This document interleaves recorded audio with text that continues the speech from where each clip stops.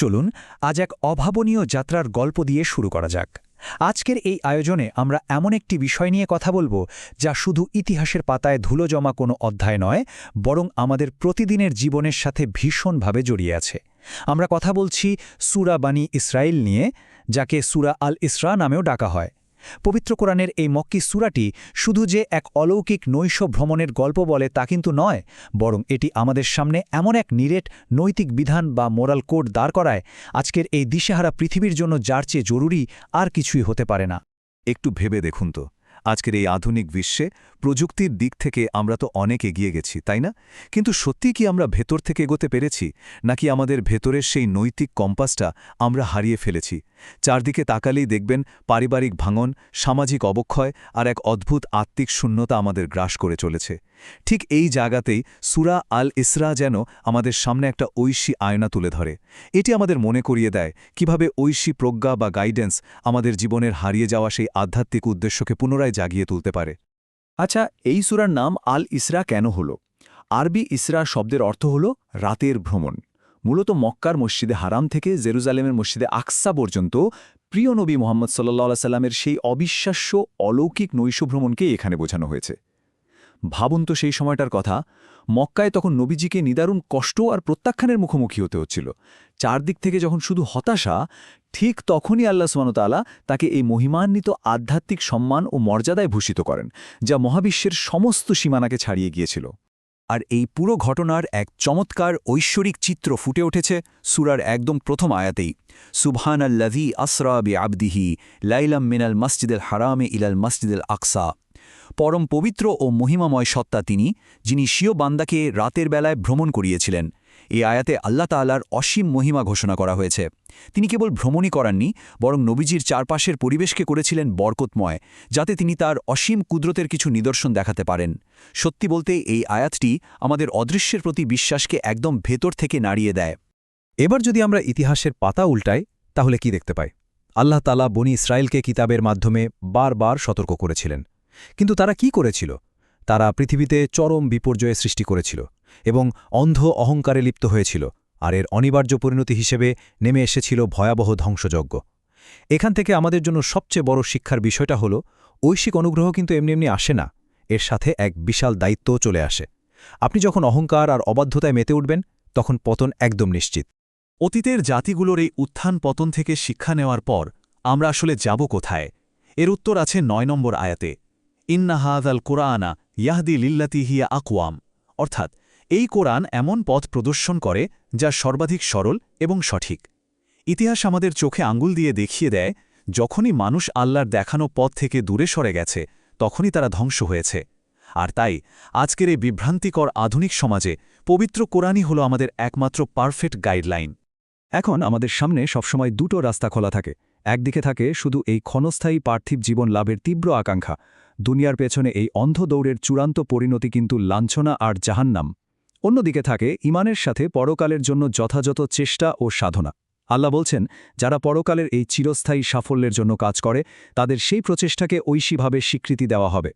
এই ধারণাটা কিন্তু আমাদের চিন্তার জগৎকে পুরোপুরি বদলে দেয়। আমরা আসলে কিসের পেছনে ছুটছি সেটা নতুন করে ভাবতে শেখায়। পরকালের এই প্রস্তুতির সাথে জড়িয়ে আছে অত্যন্ত গম্ভীর একটা বিষয়। ১৩ নম্বর আয়াতে বলা হয়েছে আমলনামা বা কর্মের হিসাবের কথা।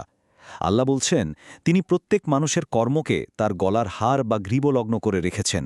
এর মানেটা বুঝতে পারছেন? ব্যক্তিগত জবাবদিহিতা থেকে পালিয়ে যাওয়ার কোনো সুযোগই আমাদের নেই। পৃথিবীর জীবনে আমরা যতই লুকিয়ে বা গোপনে কাজ করি না কেন, আমাদের প্রতিটি কাজ, প্রতিটি উচ্চারণ অত্যন্ত নিখুঁতভাবে রেকর্ড করা হচ্ছে। আর এই জবাবদিহিতার সবচেয়ে ভয়ানক রূপটি আমরা দেখতে পাই ১৪ নম্বর আয়াতে। ইকরা কিতাবাক, পাঠ করো তুমি তোমার নিজের কিতাব বা আমলনামা। একটু কল্পনা করুন, বিচার দিবসের সেই ভয়াবহ কিন্তু নিখুঁত ন্যায় বিচারের দিনে আপনার হাতে আপনারই জীবনের পুরো রেকর্ড ধরিয়ে দেওয়া হবে। আল্লাহ বলবেন, আজ তোমার নিজের হিসাব গ্রহণের জন্য তুমি নিজেই যথেষ্ট। সেদিন আর বাইরের কোনো সাক্ষীর প্রয়োজন হবে না।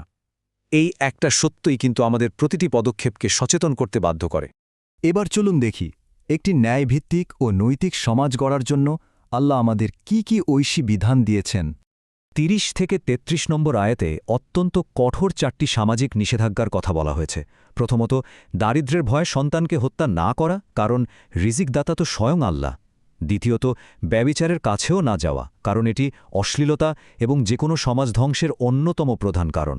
তৃতীয়ত, কোনো প্রাণকে অন্যায়ভাবে হত্যা না করা। আর চতুর্থত, হত্যার প্রতিশোধ নেওয়ার ক্ষেত্রেও আইন বা সীমা লঙ্ঘন না করা। একটু ভেবে দেখুন, এই বিধানগুলো মূলত মানুষের জীবনের নিরাপত্তা, পবিত্রতা এবং মর্যাদাকেই সর্বোচ্চ সুরক্ষা দিচ্ছে।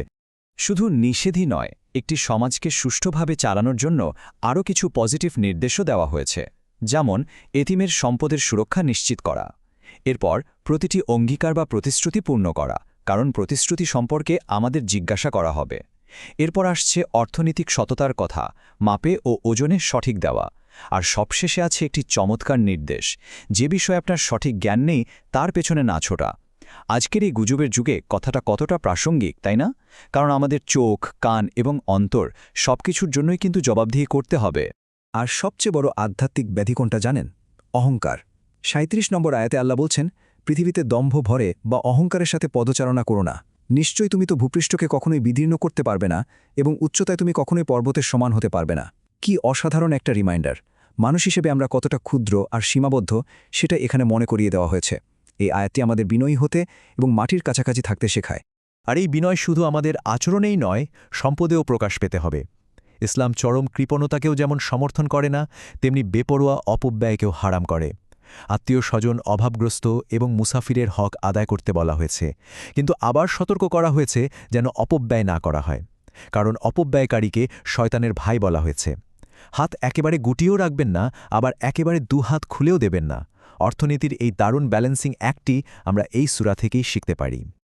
এতক্ষণ তো আমরা সমাজ আর অর্থনীতির কথা বললাম, এবার আসি মানুষের সবচেয়ে আবেগ ঘন এবং সর্বোচ্চ দায়িত্বের জায়গায়, পিতামাতার অধিকারে। ২৩ নম্বর আয়াতটি শুনলে আক্ষরিক অর্থেই চোখে পানি চলে আসে।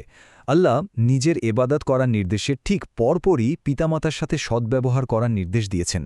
তিনি বলছেন, বাবা মা যখন বার্ধক্যে উপনীত হয় তখন তারা হয়তো অনেক সময় বিরক্তিকর আচরণ করতে পারেন, কিন্তু তবুও বিরক্ত হয়ে তাদেরকে সামান্য শব্দটিও বলা যাবে না, ধমক দেয়া তো দূরের কথা, বরং তাদের সাথে অত্যন্ত সম্মানজনক কথা বলতে হবে। বয়সের ভারে যখন তারা অসহায় হয়ে পড়েন, তখনকার এই ঐশী নির্দেশটি সত্যি চরম সংবেদনশীলতার পরিচয় দেয়। শুধু সম্মান দেখানোই কিন্তু শেষ নয়। ২৪ নম্বর আয়াতে আল্লাহ শিখিয়ে দিয়েছেন পিতামাতার জন্য কিভাবে মন থেকে দোয়া করতে হবে। রব্বিরহামহুমা কামা রব্বায়ানি সাগীরা। হে প্রতিপালক, তাদের উভয় প্রতি রহম করুন, ঠিক যেভাবে তারা শৈশবে পরম মমতায় আমাকে লালন পালন করেছিলেন। একটু চোখ বন্ধ করে ভাবুন তো, আমাদের শৈশবের সেই অসহায় সময়ে বাবা মায়ের যে অসীম ত্যাগ আর ভালোবাসা ছিল, তা কি কখনো ভুলার মতো? এই দোয়াটি আসলে সন্তানের গভীর কৃতজ্ঞতা আর ভালোবাসারই এক অশ্রুসিক্ত প্রকাশ। আমরা একেবারেই শেষ পর্যায়ে চলে এসেছি। এতক্ষণ এই সূরা থেকে যা কিছু জানলাম তা কিন্তু শুধু ১৪০০ বছর আগের কোনো ইতিহাস নয়। আজকের এই আধুনিক যুগে যে ভয়াবহ পারিবারিক ভাঙন, সামাজিক অস্থিরতা আর আত্মিক শূন্যতার মধ্য দিয়ে আমরা যাচ্ছি, সূরা আল ইসরার এই শাশ্বত শিক্ষাই হল তার একমাত্র কার্যকরী নিরাময়। পিতামাতাকে সম্মান করা, অর্থনৈতিক সততা বজায় রাখা, অহংকার বর্জন করা এবং পরকালের জবাবদিহিতার ভয় অন্তরে রাখা, এই বিষয়গুলি পারে আমাদের হারানো আত্মিক শান্তি ফিরিয়ে আনতে। আর এই বিধানগুলোর গ্যারেন্টি আল্লাহ নিজেই দিচ্ছেন ৩৯ নম্বর আয়াতে। এতগুলো নৈতিক বিধান বর্ণনা করার পর আল্লাহ বলছেন, এটা ওই হিকমত বা প্রজ্ঞার অন্তর্ভুক্ত যা আপনার পালনকর্তা আপনাকে ওহী মারফত দান করেছেন। তার মানে দাঁড়ালো, আমাদের জীবনের প্রতিটি বাঁকে, প্রতিটি সিদ্ধান্ত নেওয়ার ক্ষেত্রে ধ্বংস থেকে বাঁচতে চাইলে এই ঐশী হিকমত বা প্রজ্ঞাকেই আঁকড়ে ধরতে হবে। এর বাইরে শর্টকাট কোনো রাস্তা আসলে নেই। আজকের এই আলোচনার শেষে আপনাদের জন্য একটা প্রশ্ন রেখে যেতে চাই। বিচার দিবসের সেই অমোঘ হিসাব নিকাশের দিনটি আসার আগেই কি আমরা আন্তরিকভাবে আল্লাহর দিকে ফিরে যাব? এই সূরাটি আমাদের আহ্বান করছে ঈমানকে মজবুত করতে, মানুষের অধিকার রক্ষা করতে এবং চূড়ান্ত জবাবদিহিতার জন্য প্রস্তুত হতে। আসুন এই ঐশী গাইডেন্সকে শুধু জানার মধ্যেই সীমাবদ্ধ না রেখে নিজেদের জীবনে বাস্তবায়ন করি। এতক্ষণ সাথে থাকার জন্য অনেক ধন্যবাদ। আশা করি আজকের এই আলোচনা আপনাদের নতুন করে ভাবতে সাহায্য করবে। ভালো থাকবেন।